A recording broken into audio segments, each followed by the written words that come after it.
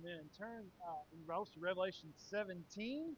You see the title of this. I'm not great at sermon titles, but this one is What Does It Profit a Man? Which is from Jesus' question. What does it profit a man to gain the whole world and lose his soul? And we'll see why that's the title in just a little bit. We've been looking, well, last week we looked at chapters 15 and 16, which are about the final judgment of God. These seven bowls, these seven plagues that come from these seven angels on the world. They are terrifying. They are terrible in all the sense of the word, and their overwhelmingness, the painfulness of it, and the disaster and the torment.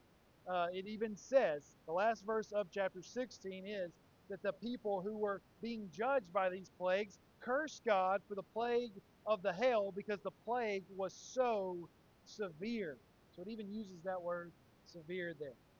And then, in chapter 17, we turn and we read this. Then one of those seven angels who had the seven bowls comes to him. So there's a connection here between the seven bowls and what we're about to read, although it's not quite clear exactly what the connection is, but there's certainly some connection between these.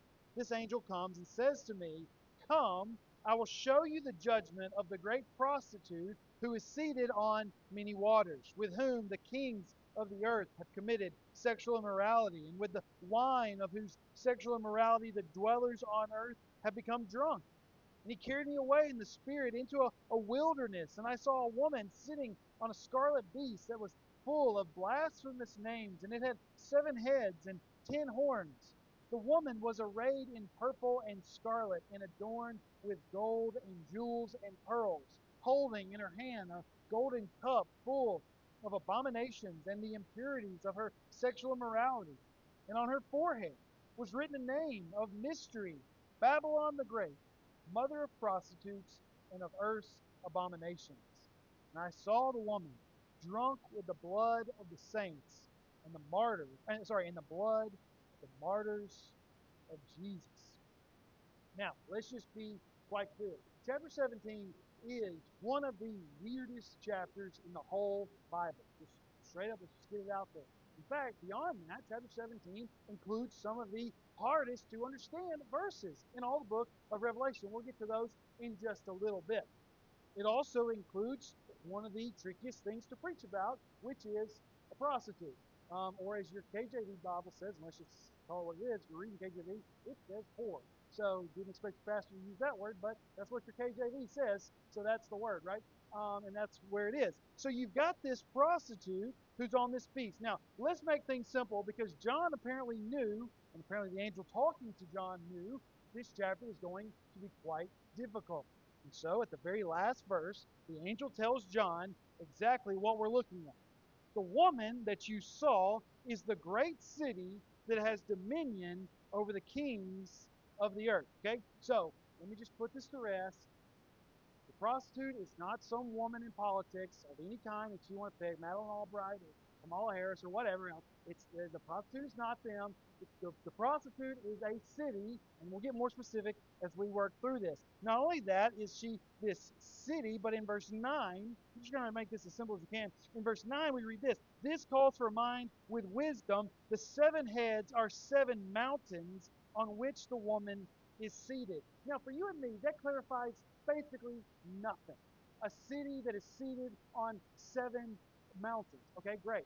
But for John's first readers, they knew immediately who this woman was. There was no question for them because not only was Rome situated on 7 mountains, but they even had festivals called the Festival of the 7 Mountains. It was very clear. If you hear, oh, there's a city with 7 mountains, everybody knows, oh, we're talking about the city of Rome. So look, just put it to rest. What we're talking about in chapter 17 is the city of Rome. Now we've got to figure out, well, why is John seeing this vision of Rome? And why is the vision a prostitute on a beast? And that brings in to what we can actually study this morning. But before we get into this, listen, it's pretty clear here. We're talking about the ancient city of Rome and the way that they will be judged and why it will be judged. So let's look at this great prostitute as we said. The first thing I want you to see is the luxury of the prostitute. The luxury, and I'm using that in a particular way because the John sees this woman, and we're going to get to something else about her, but in a second. But he sees this woman, and for most of the accounts of her, large chunks of these 6 verses seem to be like pretty positive. If you really think about it, this woman was arrayed in purple and scarlet and adorned with gold and jewels and pearls and holding in her hand a golden cup. Now, if you stop there, really particularly wrong with that.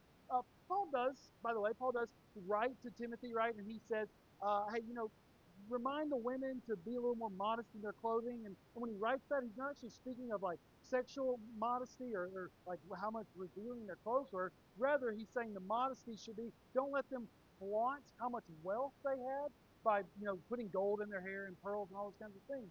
So what we're seeing here is this immodest woman, not in her sexual allure, although I think that's actually in the text as well, but rather that she is flaunting how much wealth she has. When you think about ancient Rome, that makes perfect sense. Rome was the greatest city. In fact, I heard one scholar, or read one scholar this week that said that ancient Rome would not be surpassed until London in like the 1600s.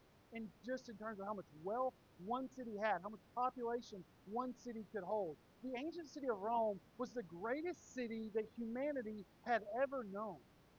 And so as we think about this, we're thinking about this woman, and we'll get to why she's a prostitute in a second, but we're thinking about this woman who has all the wealth that anyone could ever want. But this wealth is very clearly connected to her sexual immorality. Now, let's get into it about her prostitution ness, right? And that is, as we think about the scope of Scripture, and we've already said this several times in Revelation, so this isn't like a new thing for us as we walk through this book. But in the Bible, sexual promiscuity is almost always connected to idolatry. That once you start following other gods, that your body, if I can use it that loosely, your body will follow. That once you walk away from the one true God, that you will then walk away from having one true spouse. And that those two things are genuinely connected spiritually. We see that all throughout the Bible. Even more so, we saw in the Old Testament book of Hosea, and we've referenced that several times, but because it's the greatest picture of it, that this sexual promiscuity is even a picture that God chooses to use for his people when they go after other little g gods. When they stop following the one true God and begin to follow other gods, and start to loving other gods, or even trying to add on these other gods, God himself, the God of the Bible, says, listen, that's just like if your wife wanted to add on other husbands and other lovers that she would tack onto you. And she would say, well, I'm still your husband. I still wear your wedding ring, but I'm still going to have these other lovers, right? And God is saying, how would you feel about that, right? And the answer is pretty obvious. And then God's saying, well, that's how I feel. Right? That's how I feel when you chase after these other guys. So the luxury of Rome is connected to her idolatry. And to be honest with you, that's not necessarily just a spiritual connection. We saw this when we looked at the 7 cities. In those letters to the 7 cities, we talked about how in these guilds in Rome, in the Roman culture, that you would have these guilds that are connected to a patron god. And so maybe the steel workers have like the Vulcan. I can't remember if Vulcan is a Roman god or a Greek god, but if you go to Birmingham, they've got this giant statue called Vulcan. Now, I'm from Birmingham. Originally, that's where my dad's family is from. So let me give you a little inside tip in Birmingham. It is not the Vulcan. It is actually just Vulcan, like he's a human being that you talk to, like Brian or Doug. It is Vulcan. So if you're gonna we're gonna go check out Vulcan, you don't say we're gonna go check out the Vulcan. You say we're gonna go check out Vulcan, like you're gonna see a human being. And Vulcan is like one of the gods, Roman or Greek, I can't remember which, of like iron working because originally Birmingham was an iron city. That's why it's called the Iron Bowl because it was originally placed in Birmingham. And so, like in that kind of way, you would have these big festivals where you would celebrate your iron workers guild and you would give worship to Vulcan, right? And so if you, and this is, we all talked about this several weeks back, but if you wanted to be a part of the Workers Guild and get money for being part of the steelworkers, then you have to worship the God of the steelworkers. And so to not worship the God of the steelworkers means not just that you lose, some religious aspect of your life, you've now lost actually your ability to make work and money for your family as a steelworker. So you can see there that there's this connection between the idolatry of Rome and her luxury and her wealth. But not only that, but John sees even more of this, right? Verse 5. On her forehead, she has this name, Babylon the Great, mother of prostitutes and of earth's abominations. Now, what is the deal with Babylon? And why does John keep using Babylon? And why does the vision keep using Babylon as a picture of Rome? Well, Babylon is founded on the story of Babel. And we all know what Babel is, the Tower of Babel. I was thinking about that this week, and really the Tower of Babel, you have obviously Adam and Eve sin, and then Cain kills Seth, and he sins, and you've got this terrible guy named Lamech who wants to kill a bunch of people, and you see other people in the early parts of the book of Genesis who seem to be just terrible sinners. But when you get to the Tower of Babel, it's really the first time where a group of people come together and say, let's sin together. Let's disobey God together. Let's set up a government that will disobey God and not do what he tells us to do, but do what we want to do. And so in that way, Babylon, which comes from the city of Babel, becomes this great place, becomes this picture of let's be a government that is counter to whether God wants us to work. Let's not do what God tells us to do. Let's do what we want to do together. And so this woman, who is a picture of the city of Rome, has this tattoo on her head which shows really her true identity, right? So you have the beast marks on the forehead that you belong to the beast, the lamb marks on the forehead of those who follow the lamb, his name, and now you've got this woman, the city of Rome, who is tattooed with who she really is. She is Babylon the Great, the mother of prostitutes, meaning she causes other people to be prostitutes. She brings about more of this kind of harlotry and of earth's abominations. And beyond that, verse 6 says, And I saw the woman was drunk with the blood of the saints, the blood of the martyrs of Jesus. So beyond all of that, this woman not only was willing to go after these other gods, not only willing to accept the worship of other gods, and in order to do so, to get all the success and all the wealth that she wanted, but she was willing then to persecute Christian believers. And we know that's true. We know that that's what history tells us about the first couple hundred centuries. In fact, in my study this week, I found out that the Colosseum that we know about Rome, the great Colosseum, was largely built from money and from gold and jewels that they had stolen from the temple, God's temple from the Old Testament, that they ransacked in Jerusalem. And so they took that money to build the Colosseum. And so that's a great picture of all of this. Now, before we get into the next section, what I want us to think about is like, what is the point of talking about this? Why does John see this vision? And why does it matter for us as people who live almost 2,000 years later? The first reason is this. The original recipients of this letter, we're going to be asking a similar question to what we asked at the very beginning. How long, O Lord, are you going to let this keep happening? Why do you let Rome, a city founded on a religious idolatry and religious prostitution, why do you let them be so wicked and still prosper, God? Why do you let the wicked prosper? And honestly, that's a really fair question, isn't it? Why does God let wicked people just keep piling up wealth in spite of all their sins? And then he lets Christians have to live paycheck to paycheck and struggling to rob Peter to pay Paul just so that one bill is paid and one bill is not paid. Why does God let that happen? That doesn't seem fair or just at all.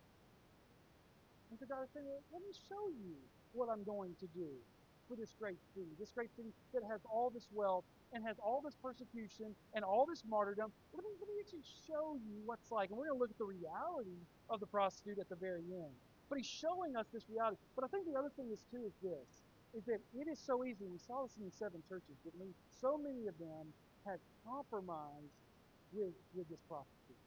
So many of them had been willing to go, like, I love God. I want to follow Jesus. But like, I want some status too. I want a little bit of wealth too. I want this or that too. And that ultimately is why the woman, Rome, is not just an idolater, not just an adulterer like Gomer was in Hosea. She is a prostitute. Because now I'm going to be as kind with this, careful with this as I can. But because that is what prostitutes ultimately do, is that they sell some of themselves, they give up some of what only one person should have, so they can get a little bit of wealth. They can get a little bit of something in return. They give up themselves to get a little bit in return. It's no coincidence, by the way, 2 chapters later, we're going to read of the Lamb who comes, of Jesus, the rider on the white horse, and he will come for what? For his wedding feast, right? So the people of earth who have a groom that is coming to them are so easily willing to sell themselves out for just a little bit. They're so easily willing to compromise. And the truth is that you and I are so willing to do that. We are so willing to compromise just a little bit here and a little bit there, because if we compromise, what can we get? What all can we get out of it? We'll see that in just a second. Now, let's get to this middle verse, really what you might call 6b, the second half of 6. And I'm just going to tell you, I got to this verse, I looked up, I was at my dining room table, I looked up and I said, Christian, there is no verse we've come to in Revelation yet that has startled me more than the second half of verse 6. It doesn't appear much at first, and then you really begin to think about what is going on here, and it really should startle us. John says this, when I saw her, I marveled greatly. Now, why did that really catch me? Here's why. This begins, remember, 15, 16. This begins with one of the angels who had these terrible bowls of judgment. Maybe it was the sun gets so hot that it burns people alive. Or maybe it's the angel who had the bowl where the kingdom of the dragon and the beast is thrown into utter darkness. Maybe it was the boil angel. I don't know. We don't know which angel it was. But one of these angels who had one of these terrible judgments that John had just seen comes to him and he says, I want to show you a very specific judgment about this really terrible human being, right? Which is a picture of a city. And John gets there. He knows that she's a prostitute, and he even admits in his own letter, and I couldn't take my eyes off of her. I couldn't stop looking at her. Now listen, this is going to probably be like, I'm pushing this illustration just a little bit here, so you might have to give me a little bit of grace if this crosses your line. But I think the picture here is basically like an 11-year-old boy who finds his uncle's Playboy. And he opens it up, right? And he just can't stop looking. And he knows it's not right. He knows he should put it down, but like yeah. And that's the picture here. John even admits it, right? You've got some commentators, I try to study this, you've got some commentators who don't want that to be what John means here. They want John to say something like, it was an amazing sight. I couldn't believe it. All the things I've seen, but this one was a little bit different. That's not what John's saying here. I tried to find that in this text. I couldn't find it in this text. What John is saying here is that I oogled over her. I wanted to keep looking at it. And it's very clear that that's what John is saying because of what comes next. The angel says to her, why are you marveling? Why do you keep looking at her? And listen, this brings us to the second thing about the prostitute. It's the danger of the prostitute, right? It's the danger of the prostitute. Listen, nobody wakes up. Let's take an extreme example. Nobody has woken up and said, you know what? I really would like to live at the Blake House, which is a rehab facility for men who have gotten caught up in addiction.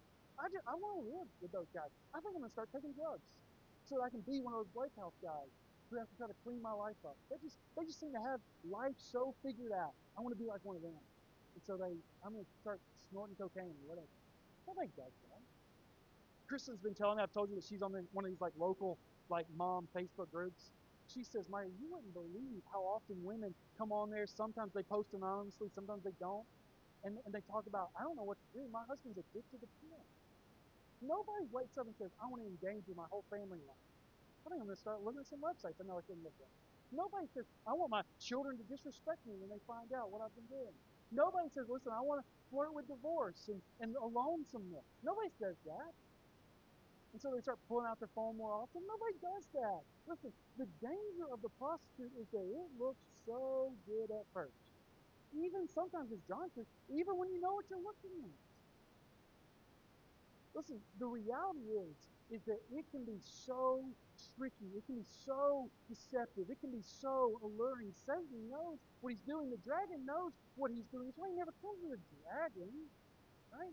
It's why Revelation has to reveal. That's even what Revelation means. That's even what Apocalypse means. To pull back the curtain so that you can kind of see what's going on. So that you realize, oh, wow, this is a dragon. This monster that I thought was so beautiful and amazing that I wanted to give my heart and soul to, she'll eat me alive. That's That is the essence of what's going on here in chapter 17. And John says, and I couldn't stop listening. And listen, I've thrown out just two pretty, pretty extreme examples. But like, I think I can give you another one that probably might not be so extreme. I'm going to tell you how to vote. Some of you probably have early voted. A lot of people in America have. A lot of people in Georgia already have. So this will still help you in 2 years and 4 years and 6 and 8 and all the other ones that we're going to have to go through. I'm just so, man, I like, if there was a button on my TV, I could say, I've already voted, stop, like just show me like just a medicine commercial. It'd be fine. I'd really hear about all the terrible side effects I could have from taking a Exodofain or whatever. I'd go back to that in a heartbeat. Go back to that. Let me tell you how to vote. I'm not going to tell you who, but let me tell you how, right? Give them your vote and don't give them your soul. Right? Give them your vote. And you figure out how to do that. If you have genuine questions, we can talk about that. I bet all of y'all know who you want to vote for, and I'm not even going to talk to you about that, right? But give them your vote, but don't give them your soul. Listen, one of the problems in America right now is that people are giving politicians not just their vote, they're giving them their whole body, they're giving them their whole identity. They're making everything about who I vote for all about me. So you're finding out that people don't even want to live next to people who vote differently than they do.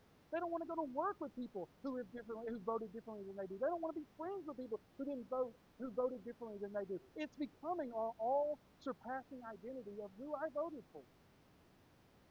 And listen, I just gotta tell you, like, it'll be okay. If you voted for somebody differently than me, it's fine. It's okay. I hope that you prayed through that and you sought the Lord on that. And if you genuinely believe that this is what was most biblically, faithfully true, then good. Let's move on. Because listen, I'm not giving any politician myself. I gave some my vote, some locally, Keith Hancock for corner, amen, right? But like, but, but like, I'm not giving anybody my soul except for the groom. He comes around in chapter 19. These dragons, these beasts, this city, this prostitute, she's asking you, she's begging you, give me something that doesn't belong to me, and I'll give you something in return. Right? That's what prostitutes do. And at the end of the day, I really just want to play with Pedro. He said, at the end of the day, she's just a prostitute. She's just a harlot. She's just that WH word that I just feel a little dirty saying at this point. Right? That's all she is. That's all she is. To be so careful. So that's the danger of the prostitute. Now let's look at the reality of the prostitute. Here's the thing. And we got plenty of time. Don't think we're wrapping this up. But here at the last half. Verse 7. But the angel said to me, why do you marvel? I mean, man, like if that doesn't just arrest you in your tracks. I marveled greatly at her, and the angel looks at me. Well, why are you marveling? Pick up your jaw, right? I will tell you the mystery of the woman and of the beast with the 7 heads and the 10 horns that carries her. The beast that you saw. Now, I'm just going to tell you, I don't know what half of this we're about to read means. The beast that you saw was and is not and is about to rise from the bottomless pit and go to destruction, and the dwellers on earth whose names have not been written in the book of life from the foundation of the world, they will marvel to see the beast, because it was and is not and is to come. This calls for a mind with wisdom. The 7 heads are 7 mountains on which the woman is seated.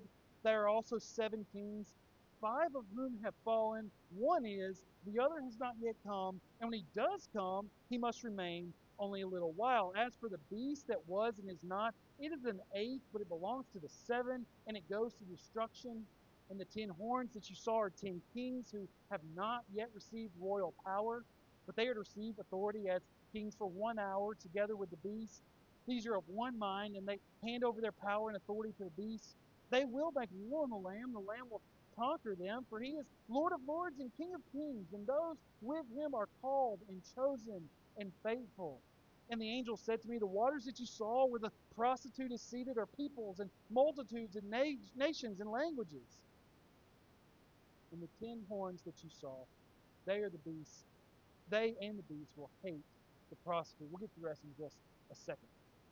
So listen, this is the reality of the prostitute. Now listen, some of those things sound like riddles that like a troll asks you before you can cross the bridge in some fairy tale. Like what on, I mean, like especially this one.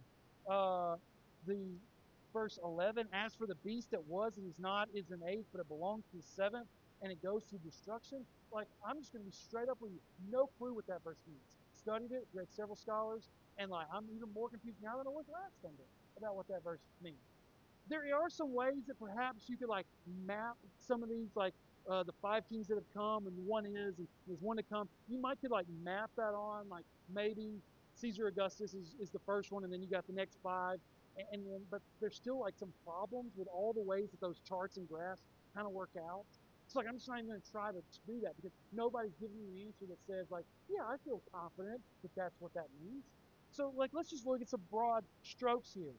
Number one, let me give you four as we walk through about the reality of the prostitute. Number one, the leader is not the problem. Now, I know that sounds crazy in election season, but the problem is this look, you've got these 10 kings around the world, and then you've got these seven kings, and then this eighth beast is one, but he's not, but he's counted as the seventh, but he's not the seventh, and all this other stuff.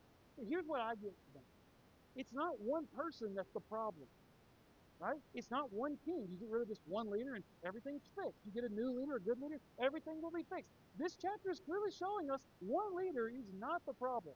There are like 20 different kings listed in chapter 17, and they're all the problem. Every single one of them is a problem. You know why? Because the problem is not the leader. The problem is that they are giving their authority over to the beast. They are prostituting themselves out for a little bit of power and a little bit of loyalty and a little bit of whatever else. The problem is the dragon who's lying beneath all of this. And remember that. We saw the dragon several times, several chapters ago. He begins to recruit these beasts and now this prostitute into his little army that he's building, but he kind of stays back, right?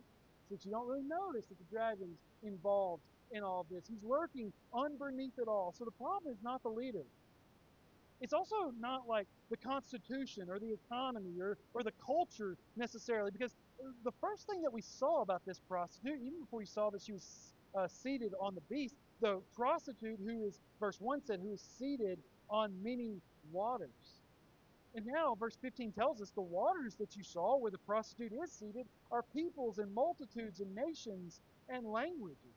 Now, notice this it kind of gets to us is like it is Rome, but the problem is much bigger than Rome. The prostitute's problem, the problem of the prostitute, is much bigger than just the city of Rome. It goes into all kinds of peoples and all kinds of languages, all kinds of cultures, all kinds of government systems.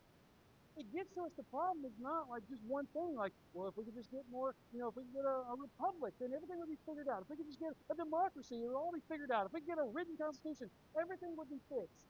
John is trying to show us, listen, it is not any of those things either. It's not the culture of Rome. It's not the government of Rome. It's not the leaders of Rome. The problem, again, is this cosmic battle. Because look at verse 14. They will make war on the Lamb, and the Lamb will conquer them, for he is Lord of lords and King of kings, and those with him are called and chosen and faithful. The problem is, John is showing us from this revelation, the problem is not the systems or the people in place. The problem is that everybody on this earth that's not following the Lamb is at war with the Lamb. We're reminded once again there are no neutral parties in this cosmic battle between Satan and God himself. You don't get to be in the middle. You don't get to just be a good guy who's not going to be spiritual or religious or whatever other word you want to use. Revelation is showing us clearly and distinctly, drawing hard and fast lines. You are either going to follow the Lamb or you will follow the beast. You can decide which one you want to follow. This cosmic battle is worldwide. Let me show you though one more thing at the very end here in verse. That's not right. Verse 16 of this. And the 10 horns that you saw, they and the beast will hate the prostitute. They will make her desolate and naked and devour her flesh and burn her up with fire. For God has put it into their hearts to carry out his purpose by being of one mind and handing over their royal power to the beast until the words of God are fulfilled. And the woman that you saw is the great city that has dominion over the kings of the earth. What is the message here at the end? The message here at the end is that the beast, who is being ruled and in charge or being bossed by the great dragon, who's a picture of Satan, ultimately, you give your heart, you sell yourself out so that you can have a little bit of power in Rome. And listen, one day Satan is going to turn on you. Satan is going to destroy you. Satan doesn't love you. You're selling your soul, you're selling your body, whatever, how you want to picture that. You're selling yourself out for someone who doesn't give a rip about you. He doesn't love you. He's not going to take care of you. As Jesus' words told us, the enemy comes to steal, kill, and destroy. And that's a great picture here again. Listen, the ultimate end of Rome is that Satan is going to steal, kill, and destroy Rome because God is going to allow it. God is going to orchestrate the events of history so that this nation, who has been in rebellion against God for so many years and has started to persecute his followers, this nation that everybody would have been wondering, why is God allowing this? God is saying, listen, church, I'm going to let Satan destroy them. I'm going to let Satan leave them naked and bare, just running around humiliated. Because that's what they deserve. And isn't that what chapter 16 kept telling us? That's what they deserve. Satan will turn on the woman. And it's a great reminder of why we have no business compromising with the dragon. Why we have no business compromising with this world. Because the one that we're compromising with, it's a transaction for them. They're just after what they can get. And they're not trying to split the difference. They're trying to take advantage of us. Every time we compromise, listen, every time we compromise with the world, every time we compromise with sin, what we're ultimately saying in our heart is, I won't really be fulfilled unless I do that. I won't really be fulfilled unless I get snarky back with my mom. I'm not really going to be happy and successful unless I have that relationship that I want, or even that adulterous relationship that I've been tempted with. I'm not really going to be happy unless I have a little bit more money and have to cheat on my taxes or cheat my business partner out. I'll do that. Whatever it is for us that you're tempted by to compromise with. The reality is that we're saying, listen, I'm not going to be happy unless I do that. And in return, what you will get is Satan will destroy you. Satan will destroy you because that's what he loves to do. Like I said, in 2 chapters, we're going to get the rider on the white horse, the bridegroom who comes for the bride that he loves. But right now we get the warning about, well, what God will do, what God will allow Satan to do to those who sell their heart and their soul to the world. And so it brings us back to that question right at the title. What does it profit a man to gain the whole world and still lose his soul? The point here is pretty clear. It doesn't just profit you nothing. It's going to take everything away from you. It's going to ruin your life. It's a warning for us, if you're following the Lamb, who might want to start living like we're following the dragon. It's also a warning for us that we need to have a deep concern for those who are following the dragon. That the judgment at the end of the age is not going to be slight. It's not even going to be merciful, to be honest with you. It'll be exactly what they deserve. And it will leave them, as this says, it will leave them desolate, naked, devoured, and burned up with fire. And for that, I need to care more about these people who are dying. I need to care more about these people who just aren't church folks. I need to care more about these good people in my life, friends and neighbors, people that I see at Starbucks. This is their destiny. Let me pray for that. God, we ask that you would give us the grace to see clearly the future of those that we love. Give us the grace to not give in to the prostitute, to not let her have something that she offers something in return, but we know what she will ultimately give us back in return. Help us to stand firm. Give us the grace this week to care for those who are following the day. In Jesus' name.